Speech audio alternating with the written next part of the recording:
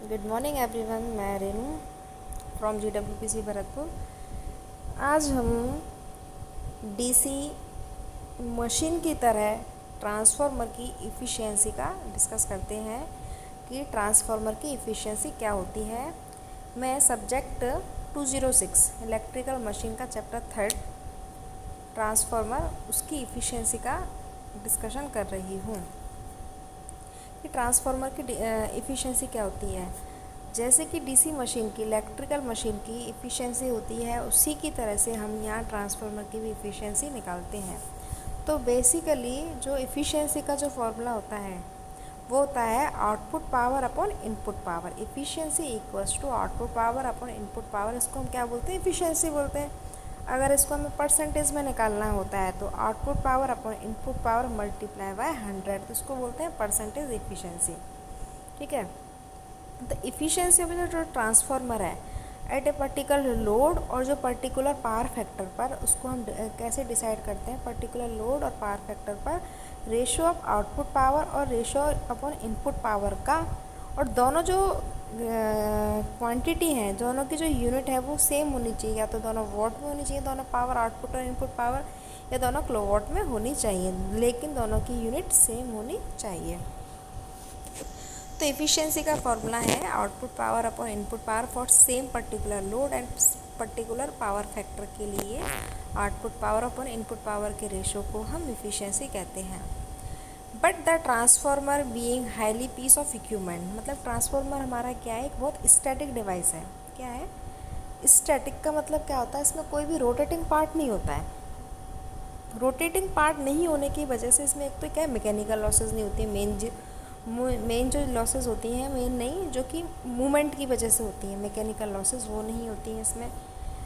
तो एक static device होने की वजह से जो ट्रांसफार्मर में लॉसेस बहुत कम होती हैं। ये मैंने लॉसेस वाले चैप्टर में समझाया था टॉपिक पे कि जो ट्रांसफार्मर में लॉसेस बहुत कम होती हैं। लॉसेस कम होने की वजह से जो ट्रांसफार्मर की जो एफिशिएंसी है अप्रॉक्स 95 से 99 के बीच में होती है। आइडियल कंडीशन में 100% हो सकती है, लेकिन वो प्रैक्टिकली पॉसिबल नहीं है।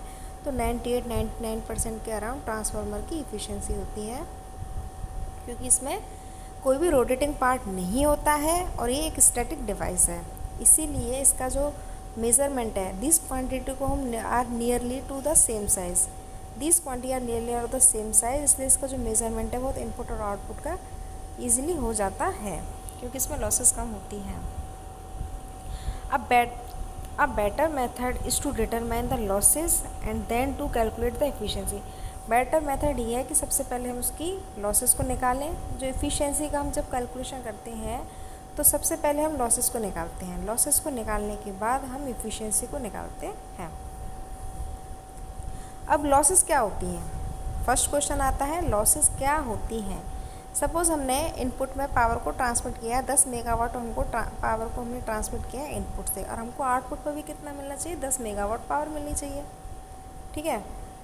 लेकिन क्या होता है, बीच में जो ट्रांसमिशन, ये जो पावर हमारी ट्रांसमिट होती है ट्रांसमिशन लाइन के थ्रू होती है, तो उसमें ट्रांसमिटिंग जो पैरामीटर होते हैं RLC, ये होते हैं रेजिस्टेंस, इंडक्टेंस एंड कैपेसिटेंस। इनकी वजह से क्या होती है, ट्रांसमिशन लाइन में लॉसेज हो जाती हैं। चार्जिंग करंट फ्लो होता है, या अलग अलग टाइप की लॉसेज हो जाती हैं, जिस अलग अलग टाइप की लॉसेस की वजह से जो पावर हमारी क्या हो जाती है, कम हो जाती है। तो हम 10 मेगावाट को अगर हम ट्रांसमिट करते हैं तो हमको एग्जैक्टली 10 मेगावाट ना मिल के आउटपुट पे हमको अराउंड 8 मेगावाट या 9 मेगावाट के अराउंड मिलता है। तो ये जो बीच में ये जो पावर वेस्ट होती है, ये जो वेस्ट है, इसको हम क्या बोलते हैं? लॉसेस। क्या बोलते हैं? लॉसेस। तो लॉसेस का फॉर्मूला क्या हुआ? अगर हम देखो 10 हमने ट्रांसमिट किया 10 मेगावाट, अगर हमको 8 मेगावाट मिल रही है तो हमारा कितना वेस्ट हुआ? 2 मेगावाट का हुआ। तो वेस्ट क्या है हमारा? यहाँ लॉसेस है। तो इसका फॉर्मूला कैसे निकला? 10 में से 8 गए तो हमको मिला 2। मतलब इनपुट पावर में से अगर हम आउटपुट पावर को माइनस करेंगे तो ही हमें कितना मिल रहा है? यहाँ 2 मिल रहा है। तो लॉसेस का फॉर्मूला है input power minus output power. ये हमारी क्या है? लॉसेस का फॉर्मूला है। तो इफ़िशियंसी का क्या इफ़िशियंसी हमने अभी निकाली थी कि output power upon input power को हम क्या बोलते हैं? लॉसेस बोलते हैं। ठीक है।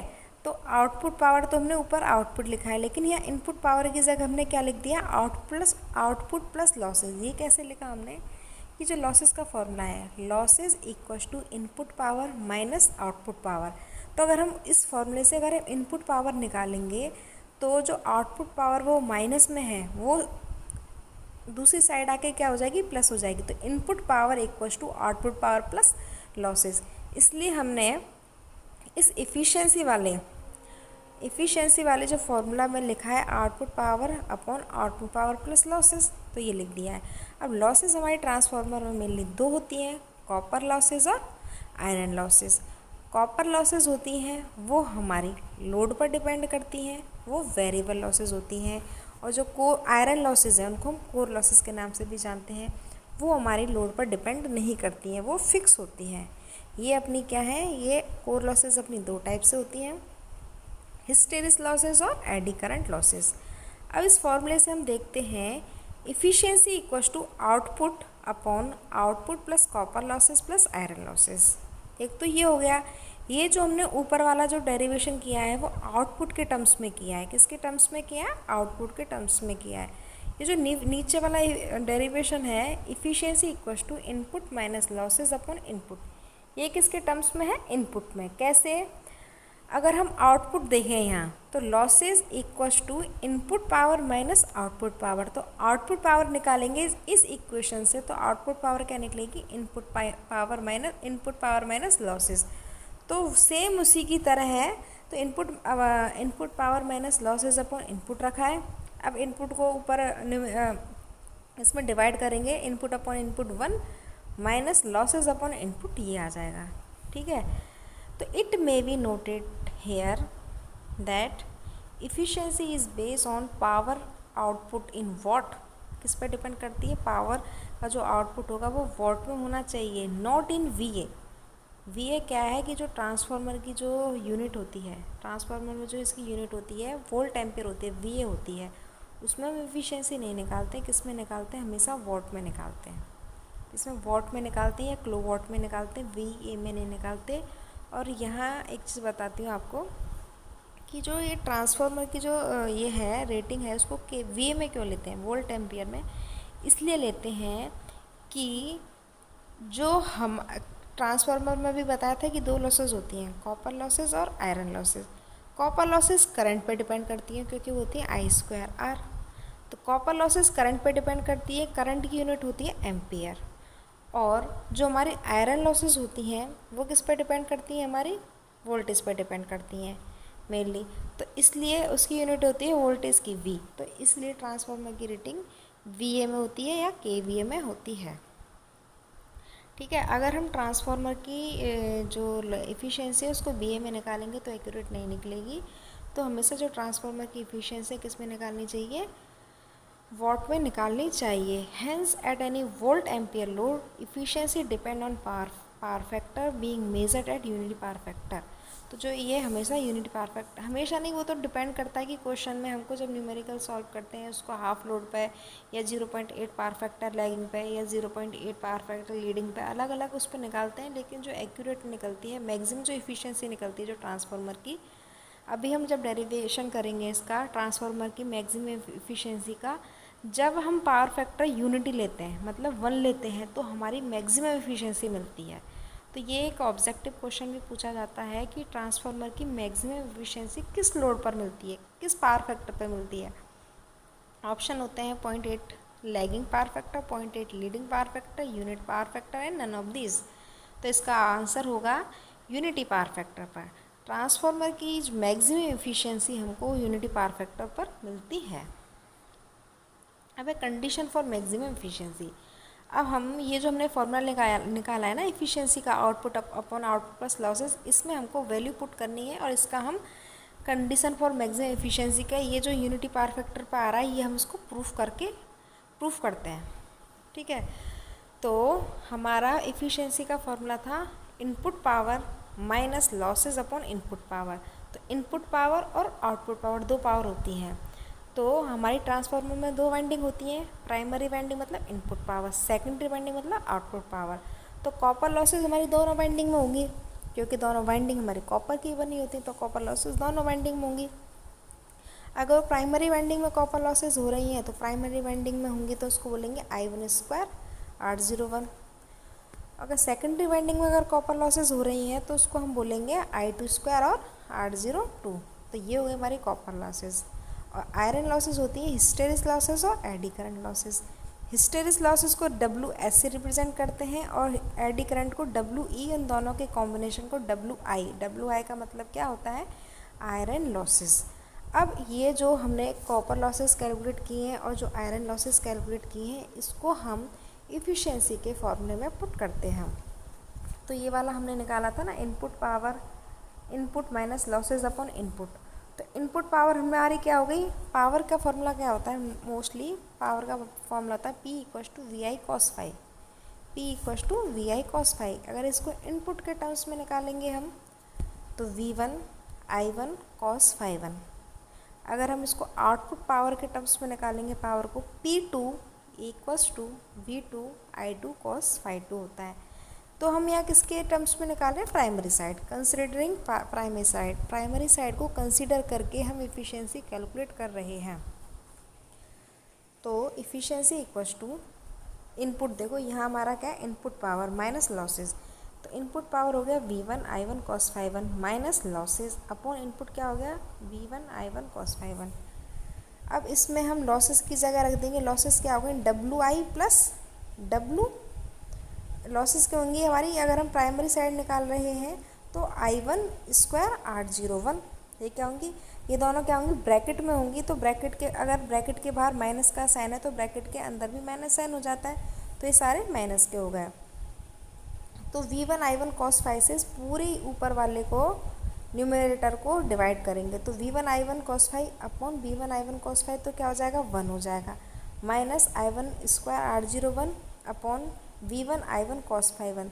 तो I1 के स्क्वायर से नीचे वाले I1 से I1 का स्क्वायर कैंसिल होगा तो ओनली ऊपर क्या बचेगा? I1 बचेगा। ऐसे हम क्या करेंगे? माइनस WI मतलब iron losses upon WI V1 I1 cos phi। तो ये हमारा, ये क्या निकल गई? हमारी प्राइमरी साइड से इफ़िशियंसी निकल गई। अब इसका हम I1 के रिस्पेक्ट में हम क्या करेंगे? डिफ्रेंशिएट करेंगे।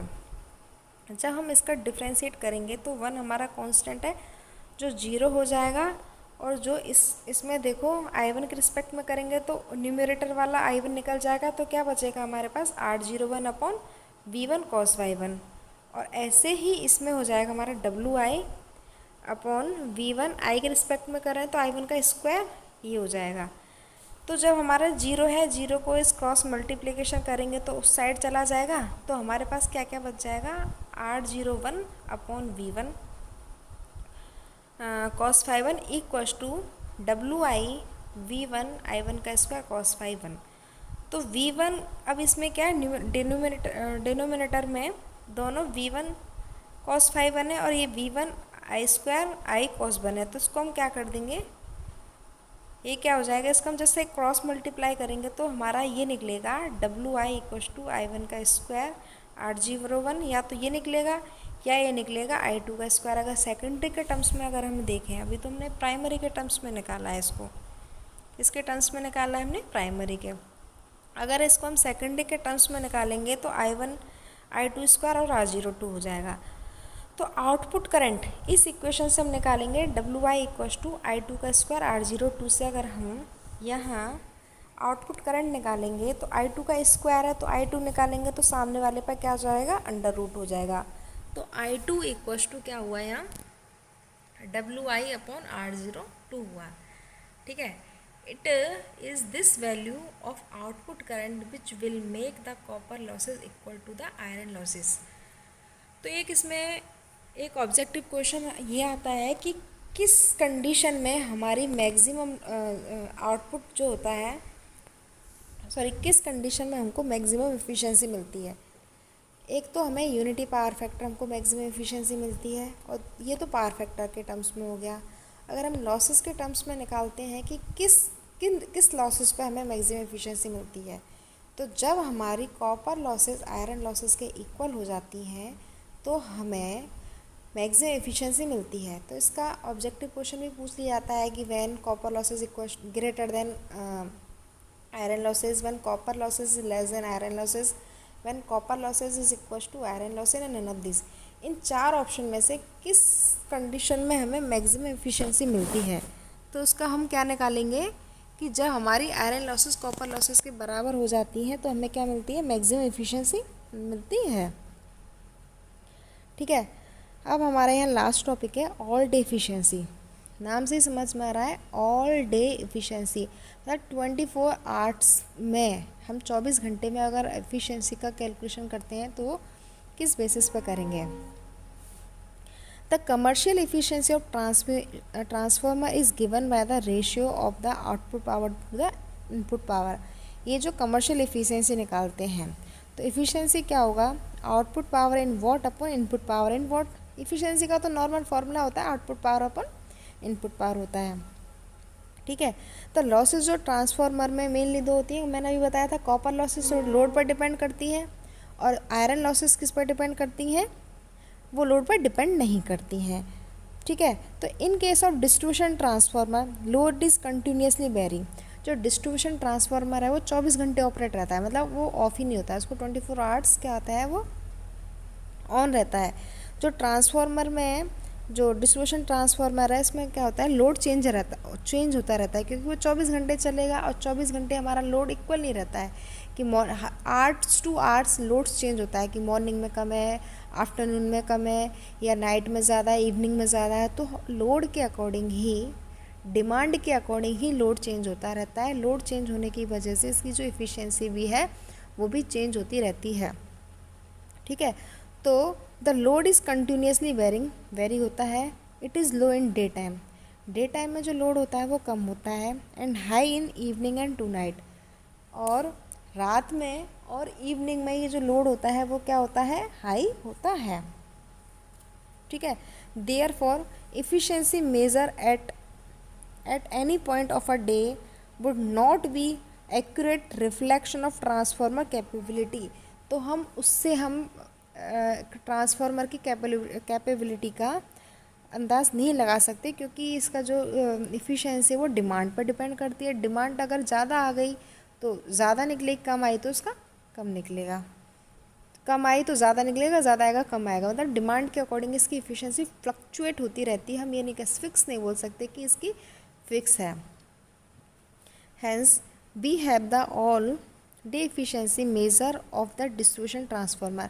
All day efficiency distribution transformer की निकलती है, क्योंकि डिस्ट्रीब्यूशन ट्रांसफार्मर 24 घंटे ऑपरेट होता है, बट हमारा पावर ट्रांसफार्मर 24 घंटे ऑपरेट नहीं होता है। वो लोडिंग टाइम में ही, जब लोड होता है, लोड डिमांड होती है, तभी ऑपरेट होता है। The formula for all day efficiency of distribution transformer is output in kilowatt for 20 hours, input in kilowatt hour for 24 hours into 100। ये परसेंटेज में कन्वर्ट करने के लिए इसको 100 से मल्टीप्लाई कर दिया है। The all day efficiency is always less than the commercial efficiency. और ये हमेशा क्या होती है?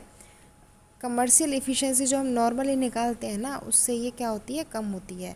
कमर्शियल एफिशिएंसी ज़्यादा होती है और ऑल डे एफिशिएंसी कम होती है, क्योंकि इसमें क्या होती है? लॉसेस ज़्यादा होती है। क्योंकि 24 घंटे जब कोई भी चीज़ ऑन रहेगी तो उसमें लॉसेस भी आएंगी, और एक कोई डिमांड लोड के टाइम पे अगर कोई भी चीज़ ऑपरेट होती है तो उसकी ज़्यादा आएंगी, तो उसकी एफिशिएंसी ज़्यादा होगी। तो डिस्ट्रीब्यूशन ट्रांसफार्मर की वैसे भी एफिशिएंसी 50% के अराउंड होती है, क्योंकि ये 24 आवर्स ऑपरेट होता है। Thank you.